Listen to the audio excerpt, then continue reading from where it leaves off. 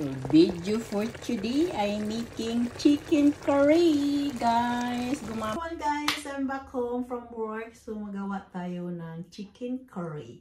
So, mga ingredient gagamitin natin ay dito. Gagamit tayo ng coconut milk, curry powder, mayroon tayong chicken fillet. Of course, gagamit din tayo ng chicken cubes. So, ang gauna natin gawin natin, hiwain natin yung mga ingredients. So, let's start na, guys. Ito na, yung chicken natin. Anuhin na natin ito. Ika-cut lang natin into 2. And then it's like that.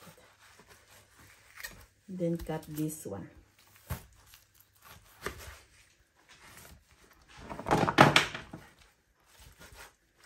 Cut lang yung matipis. Yan.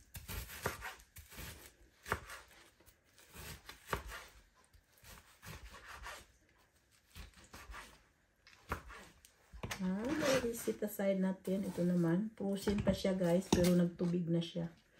Okay na siya, guys. And this is another one. Cut into 2 din. And then cut slices. Yan.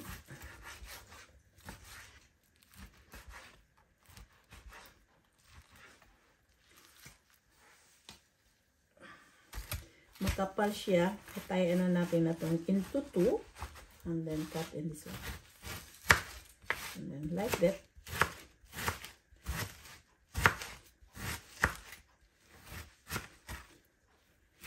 So that this is done. So take a pepper and salt. That is pepper and salt, guys. Lagyan na natin pepper and salt. And haluan natin siya ng cornstarch.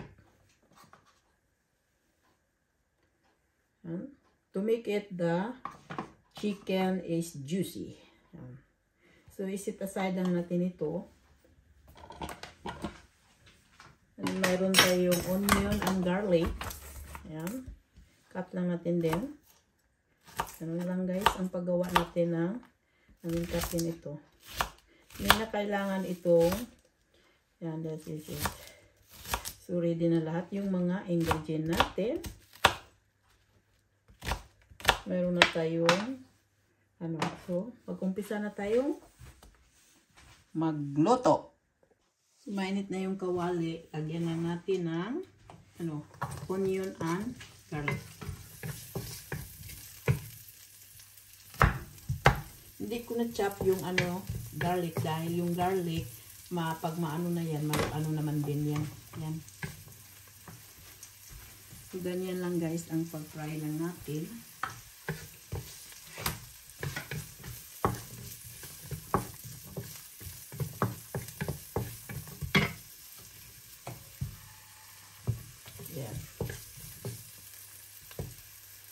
And then isunod natin yung carne natin, guys. Try lang natin.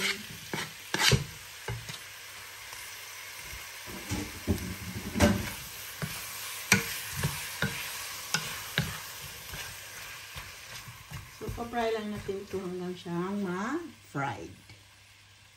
So, ganito na ang resulta natin, guys. Pag-fry natin chicken, gawin natin, iset aside muna natin, separate natin muna. Mayroon akong bowl. Iyan natin ang bowl dito, guys. Ang gawin ko ganito kasi parang hindi siya mag-dry yung chicken. Yan. So, ganyan ako magluto. Set aside muna natin. Yan.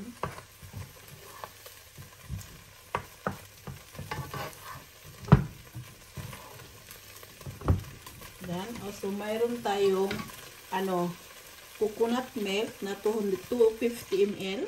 Yan. Yan lang, guys, ang paggawa. Then, mayroon tayong 2 tablespoon na curry powder. Then, mayroon tayong dry na chili to make it extra hot.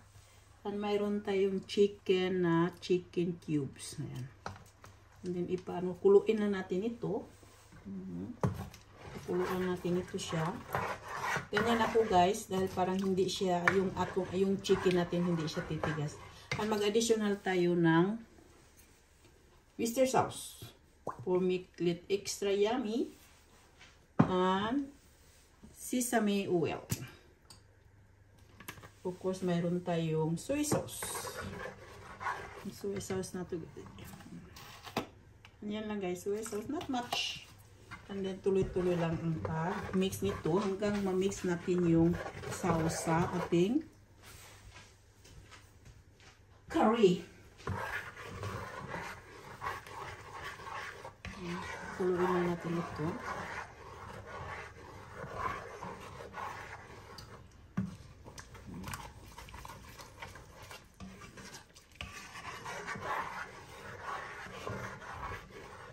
Tikman natin guys kung anong lasa ng luto natin.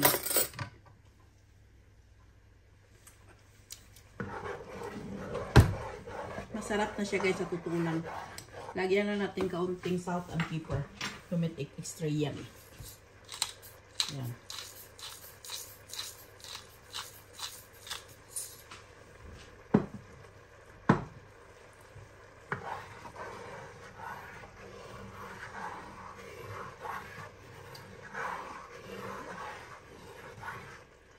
So, mag-additional lang tayong 2.5 teaspoon na powder. Parang medyo hindi yung lasa niya. Yan, mayroon tayong curry powder. So, pwede kayong magagawa ng curry powder, guys, na gamitin lang yung curry powder. So, i-ano lang natin ito, guys, hanggang mano yung ano niya, yung sauce to make it dry. And then, ihalo natin yung chicken. Ganyan lang paggawa. Tikman natin ulit ang lasa. Okay.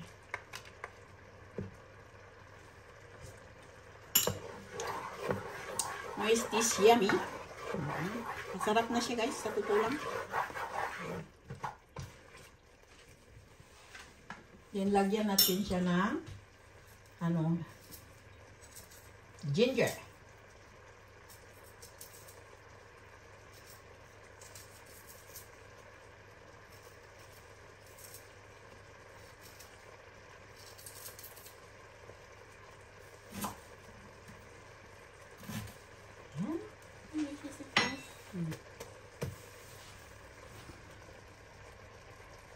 So, yung sauce, medyo malapot na. Lagyan ko lang siya ng laurel leaves. Nasa sa inyo na yan, guys, kung anong ingredient ang gamitin mo. Basta sa akin ito, guys. So, yeah.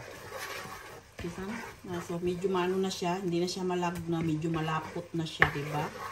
Yan ang ano. And then, i-ano natin yung chicken. Back. Yan. That is it. Yung chicken natin. Of course, mayroon tayong broccoli to make it extra yummy.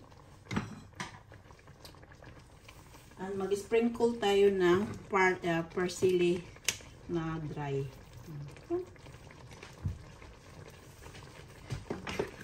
So that is the curry chicken is done. Yummy yummy na guys to. Diba? Madali ang simpleng luto pero yummy. Tikman natin ulit yung taste natin. Masarap na siya guys sa totoo lang. Yan. So that is for dinner today. So that is my chicken curry. Gumamit lang tayong powders. Makakain na tayong masarap na chicken curry with couscous. Yan. So gagawa tayong couscous. Mayroon 1.5 cup na tayo na couscous. And then mayroon tang 1.5 na tubig pinakulo. So kumukulo na. Ilalagay na natin yung couscous natin guys. Yan. Lagyan ko lang siyang 1/2 teaspoon na salt. Then, ano lang natin ito guys. And then, in medium temperature hanggang siyang mano natin yung texture niya. So, that is it. Yan. Tuloy-tuloy lang ang pag-mix. Sa medium ko na lang nilagay guys. Parang hindi siya masunog. And then, maluluto siya. And then, iwanan natin ito siya sa 5 minutes. Let ito 5 minutes. And in number 1.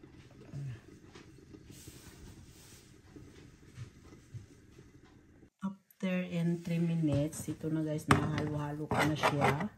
Halo-halo ko lang ito para pahintayin natin hanggang siyang mag 5 minutes. Ano na siya, 3 minutes na ito guys, and then takpan natin ulit para maluto yung ano natin. That is my couscous guys. Totoo, masarap pa ito sa rice. Promise. Instead, ang rice ang niluto ko, couscous na lang. It's a little bit, not so high carbo, but masarap din siya.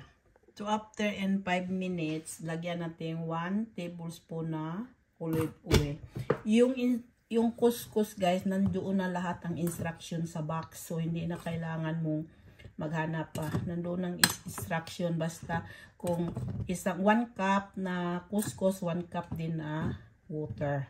And 1/2 teaspoon na salt. Then, after 5 minutes, haluin mo na siya ng olive oil. Ganyan lang guys. Napaka-simple at masarap. So, kainan na tayo. So, kain na tayo guys. Diba? Ayan. Open na natin. And that is my couscous guys. Ready to serve.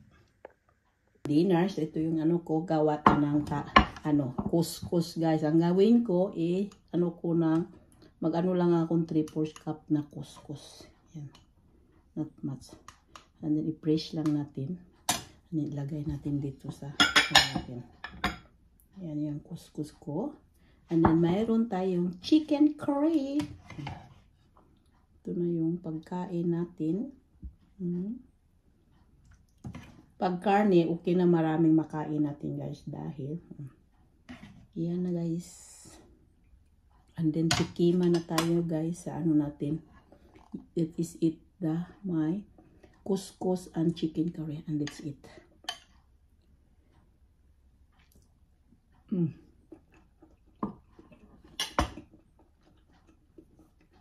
The best.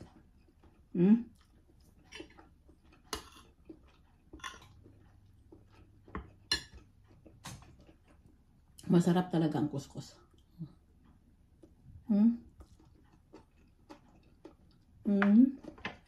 That is my dinner. Sa hindi pa nakasubscribe, paki-subscribe and like. Video for today. So thank you for watching. Paki-like, paki-share, and paki-subscribe. See you for the next.